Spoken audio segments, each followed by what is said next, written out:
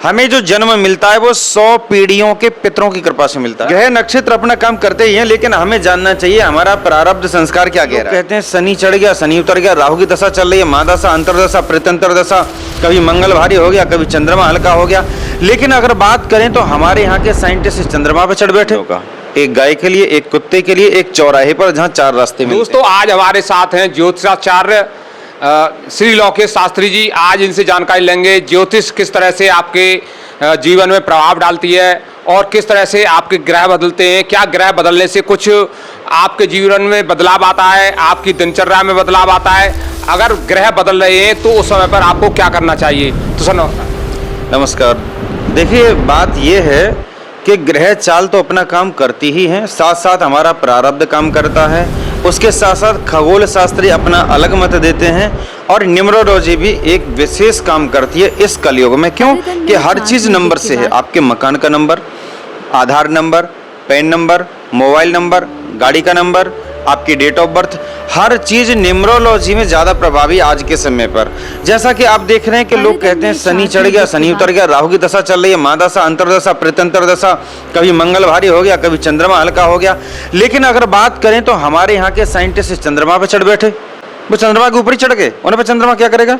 समझने की बात, ग्रह नक्षत्र अपना काम करते ही हैं, लेकिन हमें जानना चाहिए हमारा प्रारब्ध संस्कार क्या कह रहा है। हमें जो जन्म मिलता है वो 100 पीढ़ियों के पितरों की कृपा से मिलता है। सर हमारे जो दर्शक हैं सबसे पहले उनको ये समझाइए कि ज्योतिष का हमारे जीवन में कितना महत्व है और ये किस तरह से काम कर जाती है। ज्योतिष का हमारे जीवन में इतना महत्व है कि उनकी ग्रह चाल देखते हुए हमें धर्म पे आस्था रखनी चाहिए और भगवान से प्रार्थना करते रहना चाहिए। इसलिए ये दशाएं आती हैं। शनि की दशा आपको मारने नहीं आती, आपको धनाढ़ बनाने के लिए आती है, सिर्फ आपको सत्य के मार्ग पर लाने के लिए। गुरु की दशा आपको ज्ञानवान, जिनके लेक्चर से लोग बंधे रहते हैं, उठ के नहीं जाते, गुरु की कृपा होती है। आप मीठा बोलते हैं, सुंदर दिखते हैं, चंद्रमा की कृपा होती है। आपके अंदर प्यार कूट कूट के भरा है, शुक्र की कृपा होती है। आपके अंदर अथाह पैसा है, अनलिमिटेड रेंज रोवर गाड़ियां आगे पीछे घूम रही हैं, तो केतु की कृपा है। ये बहुत सारे सब ग्रहों के सिमिलरिटीज अलग हैं। आप अगर प्रॉपर्टी डीलर हैं, आपके ऊपर असीम कृपा है मंगल ग्रह की, तो आपकी जमीन जायदाद बहुत होगी। और ऐसे कितने राजा हैं, कितने, हर ग्रह का अपना मत अलग है। लेकिन ये सारी चीजें होती इसलिए हैं कि आप आस्था से, अपने धर्म से, अपने सनातन से, अपने पूजा पद्धति से, संस्कारों से जुड़े रहें। इनका महत्व इतना है। अब बात कर लेते हैं वहां आकर के कि शनि देव को स्पेशली गाइडलाइंस करके भेजा गया है, इस सृष्टि में नहीं, प्राचीन काल में भी कोई भी युग हो, शनि देव न्यायकारी देवता हैं। वो न्याय देते हैं। आपने कर्म अच्छा किया है तो आपको अच्छे परिणाम देंगे, गलत किया तो गलत। कब देंगे? पूरे जीवन नहीं देते, ढैया और साढ़े सती में देते हैं या अपनी महादशा में देते हैं। आपने कर्म अच्छा किया है तो साढ़े सती में ऐसे लोग हैं जो देश के प्राइम मिनिस्टर बने, राजीव गांधी जी ले लीजिएगा आप, और यहाँ तक नरेंद्र मोदी जी को भी ले लिए, शनि के साढ़े सती में ही कहाँ से कहाँ पहुँच गए हैं। तो सर ये जो शनि की आपने ढैया की बात की, साढ़े सती की बात करी, ये जो है किसी विशेष उम्र में आता है या फिर किसी भी समय में आ सकता है ये समय? देखिए शनि के लिए उम्र का एक प्रावधान है कि जन्म लेने से 5 वर्ष के बाद, अब ये डेट ऑफ बर्थ से देखा जाएगा कि शनि किस डिग्री पर किस भाव में है और कहाँ कहाँ दृष्टि पड़ रही हैं और कब से ढैया जीवन में आएगी, कब से साढ़े सती आएगी। लगभग शनि की साढ़े सती पूरे मृत्यु काल में जन्म लेने से 3 बार आती है, उसके बाद मनुष्य चला जाता है। उसकी उतनी उम्र है और उस उम्र में अपने कर्म के अनुसार फल मिलता है। अब मैं एक बात बताने के लिए जा रहा हूँ, ये तो ग्रह नक्षत्रों की बात होगी, अलग टॉपिक। मैं बड़ा टॉपिक बता रहा हूँ, उसे समझिए। ये तो छोटा है, बहुत छोटा टॉपिक। ये है कि आपको जन्म मिला है तो क्यों मिला है और कैसे मिला है।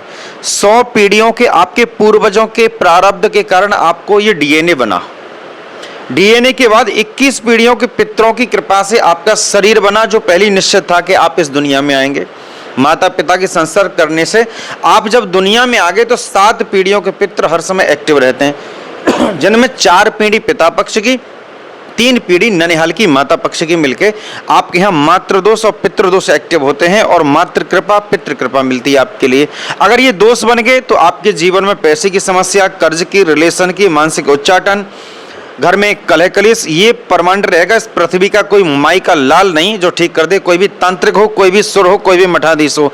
जब तक पितरों को आप एक्टिव नहीं करेंगे, भगवान भी 1 रुपया नहीं दे सकता, एक घड़ी सुख आपको नहीं दे सकता। ये जानना बहुत जरूरी है। अब इसके लोग त्रिपिंडी करते हैं, 7 पीढ़ियों को एक्टिव कर लेते हैं। अब ये नहीं पता कि 21 और 100 पीढ़ियों के प्रारब्ध हमारे साथ चला आ रहा है, तो हमें करना क्या चाहिए? उसके लिए व्रतोत्सर्ग करना चाहिए। 100 पीढ़ियों का होता है वो। व्रतोत्सव की एक पद्धति है, बहुत बड़ा लंबा विषय कभी बताएंगे। उसके लिए गीत भागवत का मूल पाठ करना चाहिए, विष्णु सहस्त्रनाम करना चाहिए, गीता के 17 पाठ, 68 विष्णु सहस्त्रनाम और सहस्त्र धारा रुद्राभिषेक, तो आपको इंस्टेंट तुरंत फायदा मिलेगा।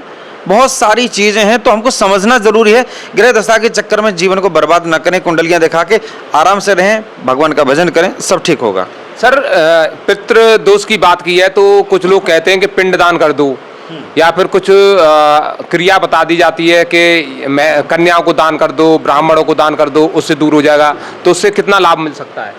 देखिए, पिंडदान तो रोजाना करना चाहिए, 3 पिंड, अगर 4 रास्ते नहीं तो जल के किनारे पर या पीपल वृक्ष के पास, ये डेली का विधान है। अगर आप ये करते हैं तो कोई दोष नहीं लगेगा, लेकिन लोग करते नहीं।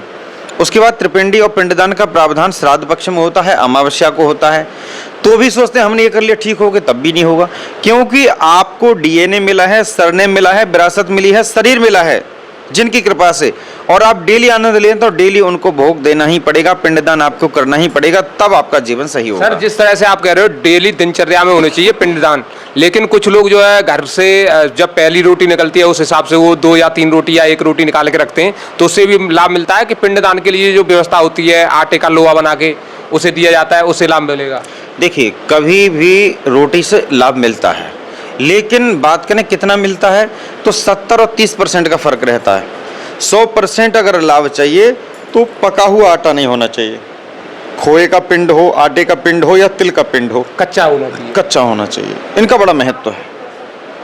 तो देखिए लौकेश शास्त्री जी से बहुत सारी चर्चाएं हमने की हैं, किस तरह से हमारे जीवन में जो एस्ट्रोलॉजी काम करती है और इसके कई पक्ष हैं, जैसा कि इन्होंने शुरुआत में ही बता दिया किस तरह से काम होता है। तो इसके बारे में विशेष जानकारी आपके लिए समय समय पर मिलती रहेगी, आप हमें फॉलो और सब्सक्राइब जरूर कर लें। नमस्कार, धन्यवाद।